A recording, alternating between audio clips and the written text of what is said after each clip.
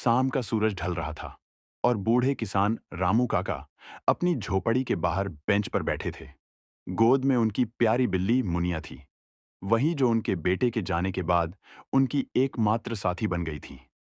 खेतों की हवा में अब भी बेटे की हंसी गूंजती सी लगती थी।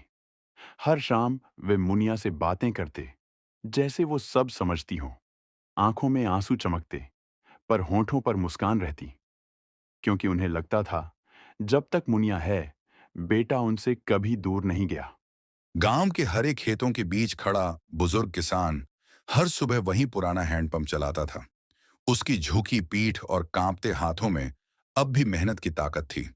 ये वही खेत थे जहां उसने अपनी जवानी, अपने सपने और अपने बच्चों का भविष्य सींचा था।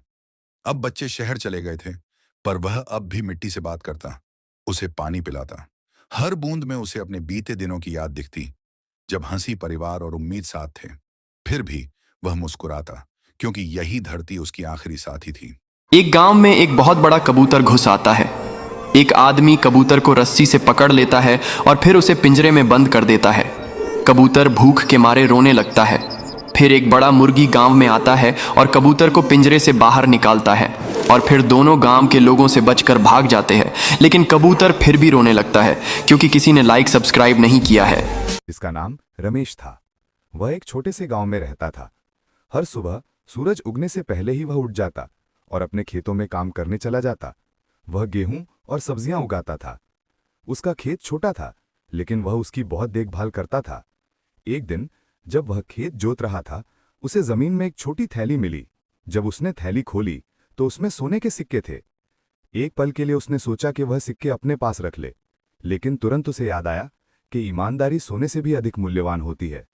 वह थैली लेकर गांव के मुखिया के पास गया और उसे लौटा दी।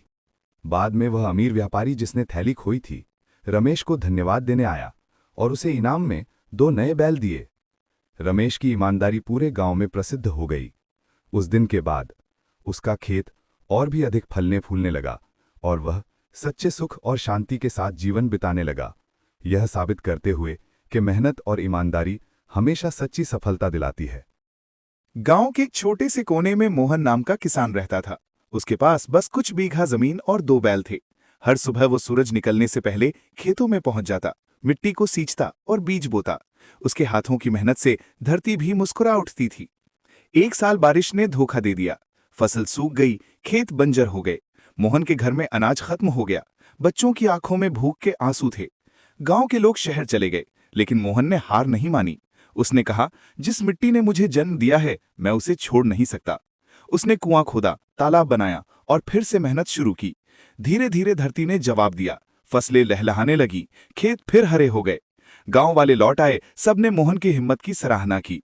मोहन मुस्कुराते हुए बोला, किसान कभी हार नहीं मानता, क्योंकि उसके पास उम्मीद का बीज होता है।